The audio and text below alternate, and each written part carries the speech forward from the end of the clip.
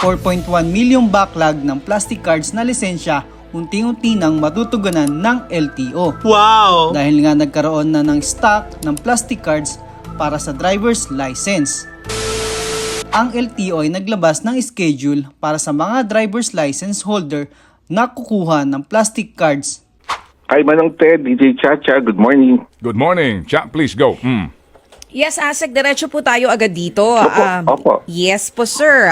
Tungkol nga po dito sa pag-release ng mga lisensya na nagsimula na po last Tuesday. Medyo naguguluhan lang po ang ilan, ano? Ang kinikater pa lamang po ngayon ng LTO ay yung mga nag-expire from April to August 2023. That's correct. At saka yung current po, no, yung mga nag-expire itong Abril na to, itong buwan na to, kinikater na rin po natin yun.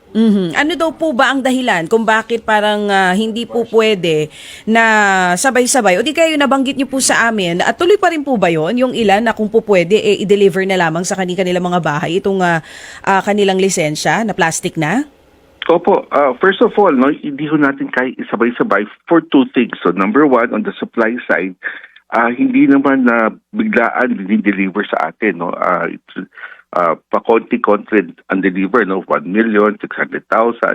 So yung ating pag-roll out ng lisensya is also dovetail dun sa supply na pumapasok. Pangalawa, pag sinabay-sabay po natin yan, we may have two problems, no. Number one, yung dadagsaang tao sa ating mga district offices. In fact, in some offices, we have some reports na medyo marami-rami ang pumupunta. Pero yung pangalawa, yung ating engraver machines, yung gumagawa mismo ng lisensya, no, might not be able to handle the capacity pag sinabay-sabay po natin yan. So those are the couple of things na kinoconsider natin. Kaya hindi sabay-sabay yung pag-distribute ng backlog. Doon naman sa delivery, yes, no, tuloy-tuloy po yan. Pina-finalize lang natin yung mga courier contracts na mga nag-apply, yung mga sanay na tayong ginagamit during the pandemic, no, nag-apply po sila, pina-finalize lang namin yung mga kontrata po nila kasi may bonds po yan eh. They have to file their respective bond kasi yung accountable form na yung lisensya po, no, kailangan ilagaan po nila yan. Yung pangalawa, other than the courier office, we're also in tie-up with various local government units para magamit po yung distribution system po nila. We're doing pilot runs in San Juan, in Marikina, and I forgot one more town para makita natin kung talagang efficient at effective yung paggamit ng distribution system ng mga local government units. So sa ngayon po, hindi pa po ongoing yung delivery sa bahay nung ibang hindi pa sa ngayon, ano? Hindi pa, no? Kasi yun na nga, no, we have to finalize their contracts still. Pero kailan po kaya ito, kung sakali man, para hindi hassle dun sa ilan na gustong mag-claim na ng kanilang lisensya? Lalo pa, may penalty po para dun sa hindi makaka-claim dun po sa mga ibinigay ninyong dates. Oh, they have until end of April to renew and get their cards, no? Yung mga nag-expire nung last year at saka yung this month, no? Ang projection namin is not this week, basta before the end of the month, yung courier service saka yung application, yung kung sa how they will access it, how will they choose and everything, lahat po yan magiging online by end of this month. Malamang tapos na po yan. At least for some who have already signed their contracts. No? So by May po, pwedeng mamili na itong mga kukuha ng lisensya kung pupunta sila mismo sa office or ipapadeliver ito sa bahay nila. Tama po yun. Oo, pero yung shipping fee will be shouldered, of course, doon sa may-ari ng lisensya. That's correct po. Oo. Ilan nga po sa nirereklamo nila, nagbabasa tayo online, ng sinasabi ng ilan, bakit daw po kailangan pa na may penalty? Hindi naman daw po kasalanan itong mga kumuha ng lisensya o nag-renew last year na wala pang available plastic cards ang LTO. Alam mo, yung April to August, actually, palugit na po ito. Actually, they should have gotten their cards last year. Binigyan ho natin ng taning po yan. Yung pasada yung April, June, July, dapat tapos na po yan. But nakikita po natin na meron pa naman kung hindi pa nakakakuha. No? So, to give them the chance, that's why we're giving them until April 30 of this year. After April 30 pa naman yung penalty. Sa ngayon, wala pa akong penalty. Asek, medyo binasa ko yung inyong announcement. Ako ho mismo naguguluhan ako. Sorry. Sorry.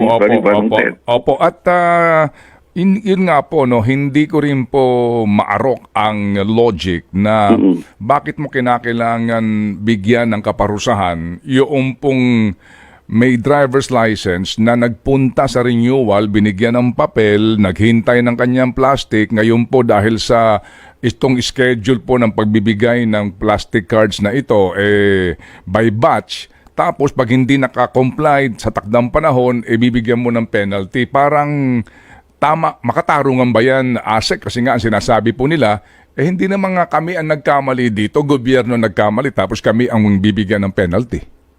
Kaya kinokorek na po natin yung pagkukulang ng gobyerno, na na po yung cards. Kailangan may timeline po talaga tayo na kailangan sundin, kundi maka-carry over to the next month na doon naman ang bibigat the month after, no? Hanggang April 30 pa naman po ang kanilang deadline to get their licenses. So I think that is enough time, no, for them to renew and get their cards. Okay, anyway, sige po, ito naman po damdamin po ng iba sa nagreklamo po sa isyong ito. Meron din pong sitwasyon diyan sa SM North EDSA na LTO branch po ninyo. Nagpunta doon nung nag-announce kayo na available na, pati ho doon sa kanila pong Viber group daw, nag-advise na okay na. Pagpunta naman doon, sira naman daw ho yung makina na gumagawa nito. So, alam nyo, kung nagmumura na po itong mga taong ito, nagreklamo nga sa amin, na ba ito? Lumibang kami sa aming trabaho, nag-half day kami para dito, papunta ko doon, di ko naman nakuha. So, sir, Manong Ted, yung mga ganun ho, exceptional cases admitted ho natin, no? Before we started, tinesran ho natin yung mga makinang yan, no? Sa kasamaang palad, meron tayong mga lugar sa Pilipinas na medyo on the day itself, no, or may a few days after, medyo nagka-problema dun sa machine. These are isolated situations that we are now addressing, no. Pinapalitan na ho natin yung makina para sa ganun maayos na natin mabuti yung makina po nila. Pero biglaan po yan kasi we told them ang ating instructions nung early April, i-testing na yung mga machines, no, para maayos naman po yan. We have identified some places na may nagkaroon ng problema, so naayos na ho natin yan. But still, nung nagsimula na, doon pa nagka-problema, nagka-berya yung ibang machines, no? So, inaayos naman po natin yan. Either we repair them or replace them. O sige po, so ano ho ang inyong panawagan doon po sa ganung sitwasyon sa mga ninyo, sa mga stakeholders po ninyo? Alam niyo, we startup pains po tayo, matagal ho na naberya ko to, but that's no excuse po, no? Humingi ho kami ng pasensya doon sa mga nagkaroon ng inconvenience, but rest assured, we are repairing, we're fixing it immediately, no, para maayos ho natin ang lahat.